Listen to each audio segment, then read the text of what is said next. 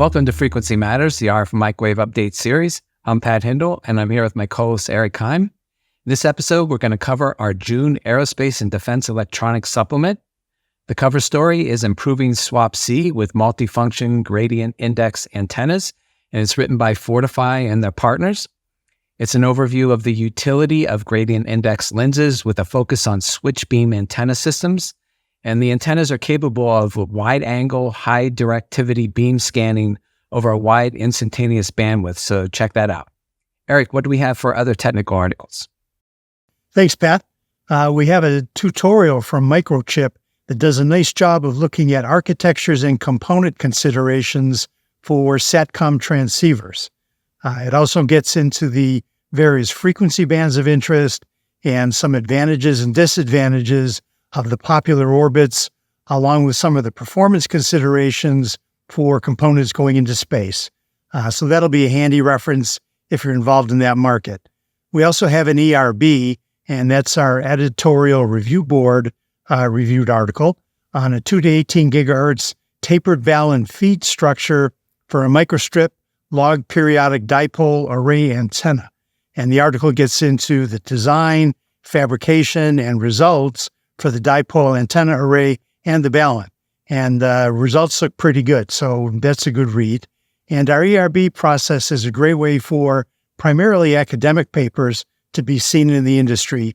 So please keep those submissions coming in. And we had 4 tech briefs in the supplement, a military-grade Omni antenna that is TAA compliant from Fairview Microwave. We had a high-purity signal source that operates to 54 gigahertz from Anapico, a solid-state TWTA replacement that operates from 2 to 8 gigahertz from Exodus Advanced Communications, and a DC to 67 gigahertz narrow-body RF edge launch connector from Samtech. So lots of tech briefs there. So we had a special guest join us today, Justin Boyle, Global Market Manager at Mini-Circuits, talked with me about the test and measurement industry and how Mini-Circuits is addressing these markets. Let's take a look at a clip from that now. So what challenges are your test and measurement customers currently facing? Yeah, so their end markets, the test and measurement OEMs, their end markets are always evolving and innovating. And that's introducing new test requirements and new challenges for them.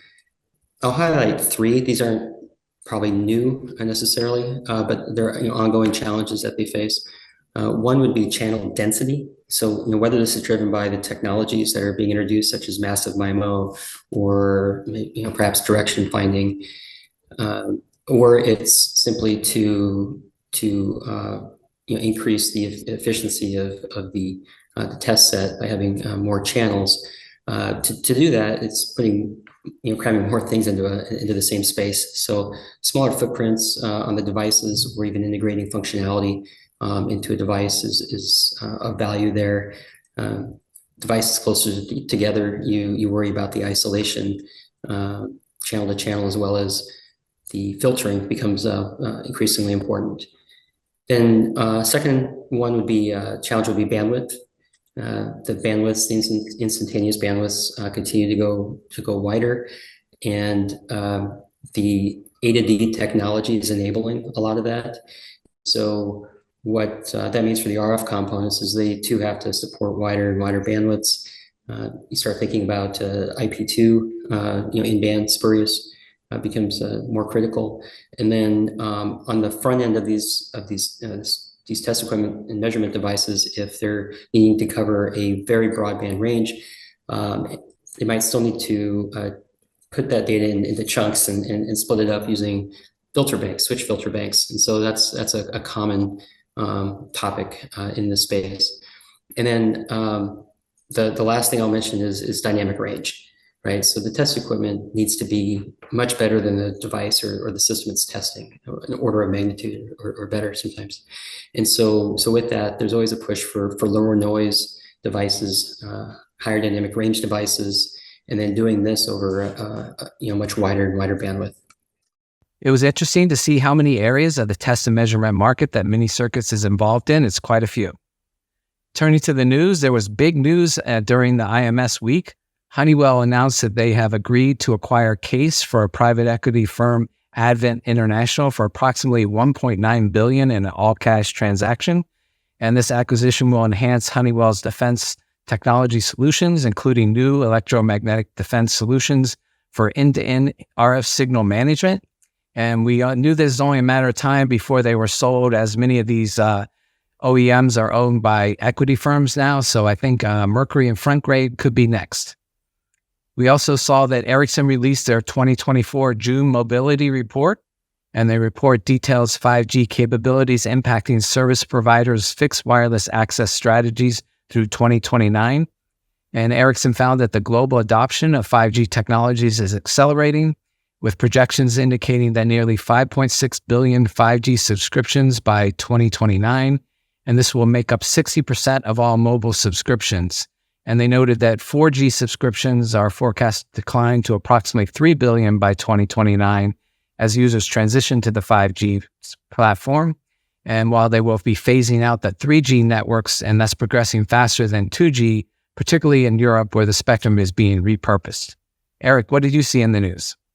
Well, talking about Gs, one news item that caught my eye was the Alliance for Telecommunications Industry Solutions, ATIS, released their Next G Alliance report detailing spectrum needs for 6G.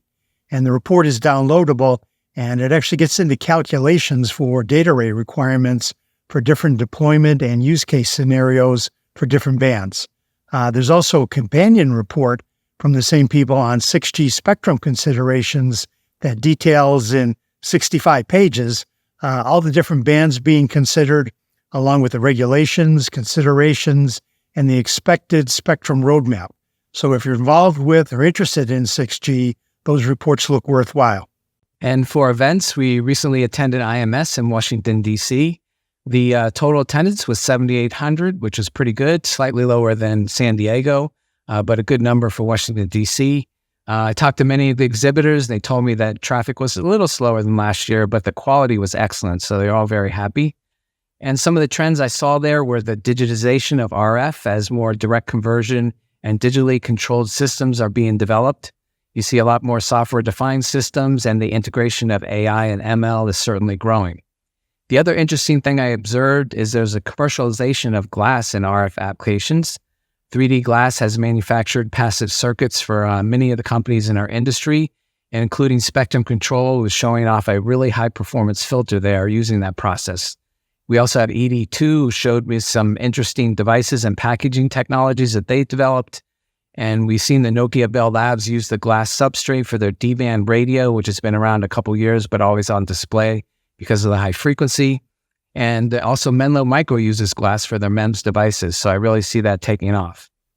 So next, we're looking forward to European Microwave Week in September in Paris. And that will feature the European Microwave Conference, the European Microwave Integrated Circuits Conference, and the European Radar Conference. Plus, they have the Automotive Forum, 6G Forum, and Defense, Security, and Space Forum, which we're involved in. And the paper quality at this event is excellent, and the incorporation of the automotive, defense, and space topics really set it apart from IMS, so it'll be interesting to see how we can grow that event. Eric, what trends have you seen at IMS? Thanks, Pat. I'll echo what you just said. And what was notable to me was I didn't really hear any new applications. Conferences, particularly IMS, are good places to hear about the next big thing. And we've heard about 5G and 6G and SATCOM and AI and ML, as you just mentioned at prior conferences. But this IMS seemed to be more about execution. Test and measurement companies have been talking about terahertz and sub-terahertz, 6 gigahertz, 6G frequency, for a while. But I saw the rest of the ecosystem start to fill in.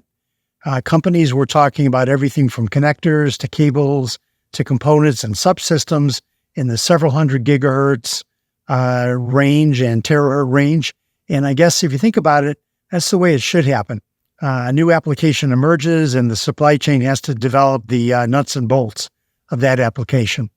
The other thing that was apparent to me is we, or maybe it's just me, tend to think about the outputs of AI and ML. But based on what companies were showing, there are a tremendous amount of electronics and interconnects and boards and components required to make AI work. So it's more than just a processor opportunity. And that wraps up this episode. Our sponsor is Mini Circuits. Mini Circuits is a global leader in the design, manufacture, and distribution of RF and microwave components and integrated assemblies with more than 10,000 active models.